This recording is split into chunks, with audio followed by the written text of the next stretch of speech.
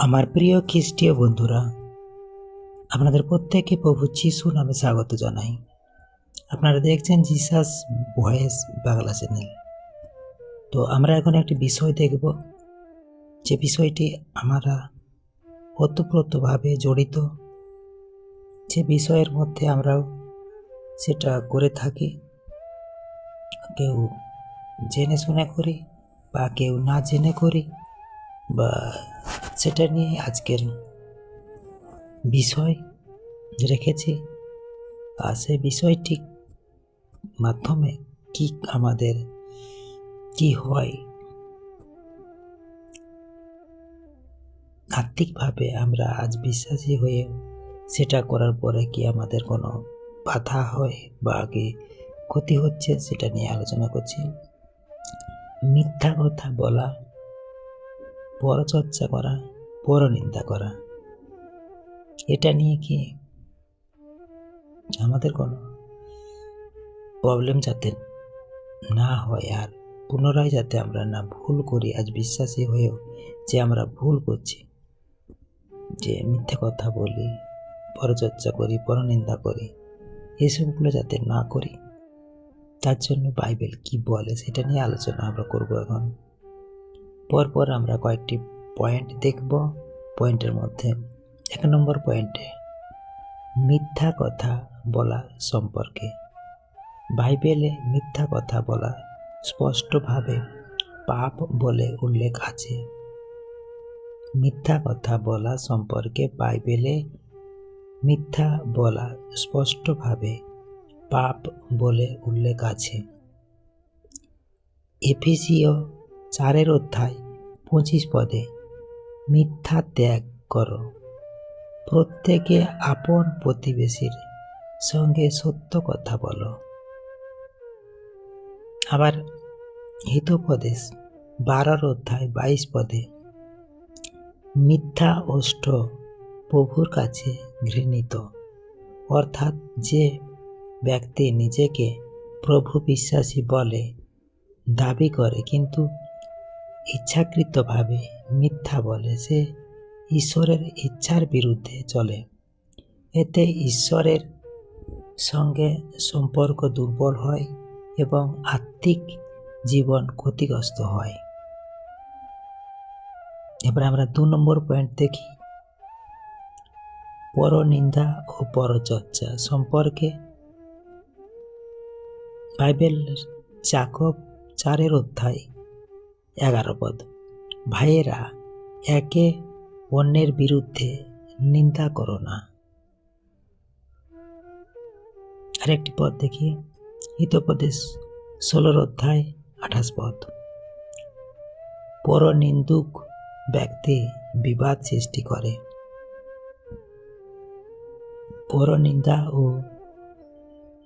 গীবিত মানুষের মধ্যে বিভেদ সৃষ্টি করে, সম্পর্ক ভেঙে দেয় এবং খ্রিস্টীয় প্রেমের আদর্শের বিরুদ্ধে যায়। 3 নম্বর পয়েন্ট, বাইবেল মতে এর ফলাফল কি। 3 নম্বর পয়েন্ট, বাইবেল মতে এর ফলাফল কি। 1. ঈশ্বরের অসন্তোষ, পাপ ঈশ্বর থেকে মানুষকে দূরে সরিয়ে দেয়। 2. আত্মিক মৃত্যু, অনুতাপহীন পাপ আত্মিক জীবনকে দুর্বল করে। 3. বিচার, প্রকাশিত বাক্য 21:28 পদ অনুযায়ী মিথ্যাবাদীদের জন্য কঠিন বিচার নির্ধারিত আছে। তবে সুসমাচারের মূল বার্তা হল, যদি কেউ অনুতপ্ত হয়, পাপ স্বীকার করে এবং পরিবর্তনের চেষ্টা করে, তাহলে ঈশ্বর ক্ষমাশীল।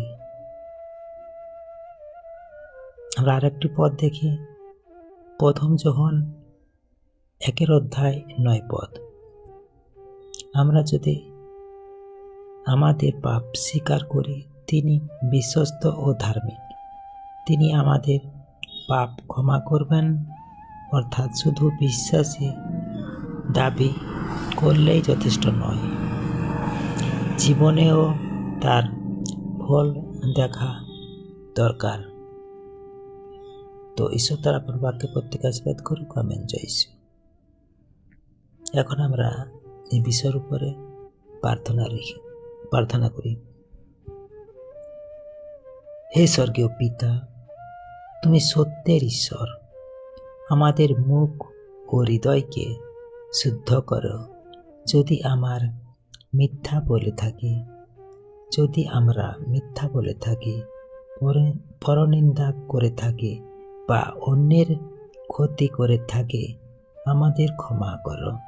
আমাদের এমন হৃদয় দাও যাতে আমরা সত্য কথা বলি, প্রেমে চলি এবং অন্যকে গড়ে তুলি। পবিত্র আত্মা আমাদের নিয়ন্ত্রণ করুক, যাতে আমাদের বাক্য তোমার মহিমা বৃদ্ধি করে। আমাদের জীবন যেন সত্য ও ধার্মিকতার সাক্ষ্য হয়। যিশু খ্রিস্টের মধুর নামে এই প্রার্থনা আমরা করি।